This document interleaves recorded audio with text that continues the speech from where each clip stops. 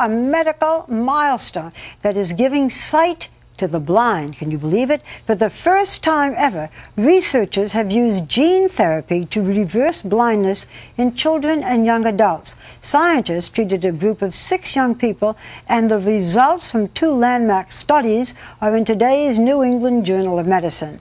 And in a GMA exclusive, Diane Sawyer followed 3 of the patients whose sight improved. You will notice that they are all from Europe. They came to the U.S.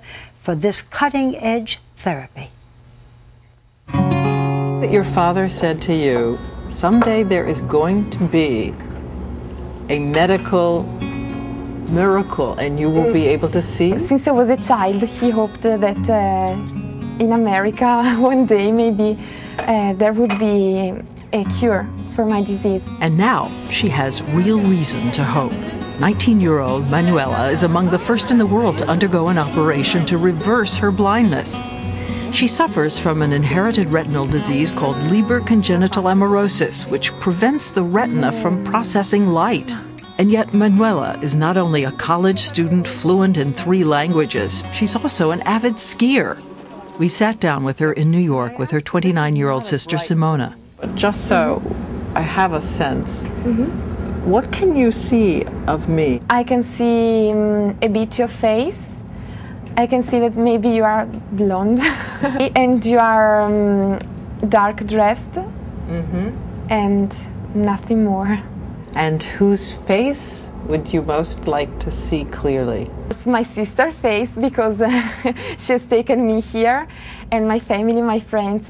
When the doctors talked to you about this, did you say, this is impossible? On the one hand, I was, of course, frightened.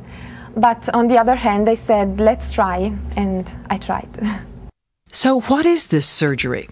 It's at CHOP, Children's Hospital of Philadelphia and the University of Pennsylvania. The husband and wife team of eye surgeon Dr. Al McGuire and gene therapy expert Dr. Jean Bennett say it began with his simple question to her. Could you take a gene, like put a gene into a retina of a living organism? And she said, no problem. Which was probably oversimplified, but that's really where it started. That was back in 1985. Next, a colossal congregation of scientific minds spent years on the research. It was funded in part by Foundation Fighting Blindness and the Shea Eye Institute. Here's how the 1-hour operation works. Dr. McGuire needs the steadiest of hands. He's practiced this in a lab over 10,000 times. He uses a needle the width of 2 eyelashes bundled together to deliver a virus that carries inside a healthy copy of the defective gene, which they hope will heal the diseased cells. It's placed in the back of the retina of one eye. The area treated is tiny, just 3 by 3 millimeters. Look at a dime. It's the width of Franklin Delano Roosevelt's cheek. It's the morning of surgery for Manuela. Dr. Bennett is concerned about the damage already done by the disease to Manuela's retina. We were worried that there would be too much scar tissue in the retina itself to be able to deliver the material to the correct spot. An hour later, the news they had been hoping for. It went perfectly, and it was just a great relief to get it done. It will take her weeks for the visual results, but so far, doctors are pleased. 2 months later, we're with her and the other 2 patients for their follow-up assessments. Each was measured on visual acuity, pupil constriction, and mobility. The results? This is an image of Manuela's untreated pupil. No recognition of light. After surgery, a dramatic difference. The pupil constricts when there's light, similar to that of a healthy eye. Your eyes look like they're responding beautifully.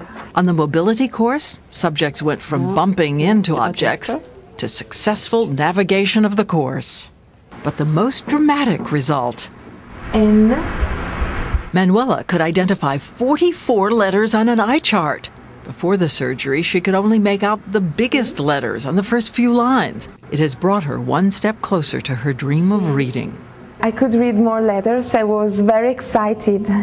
Yes, because it's quite strange. And now she is like an explorer in a strange new world. This is really the curtains parting on the future. It could, in historic terms, be equated to something like the first heart transplant or the first kidney transplant. And for one young woman, a frontier of hope. It will succeed not only for me but also for other people with visual problems so that they can have a hope. In a flash, be the first to know what's coming up on Good Morning America tomorrow with the GMA Daily Flash email. All the great insider details you want to know from GMA. Go to abcnews.com, click the GMA page, and sign up for the Daily Flash. And you can even enter to win the weekly GMA Flash gift bag giveaway. Sign up now.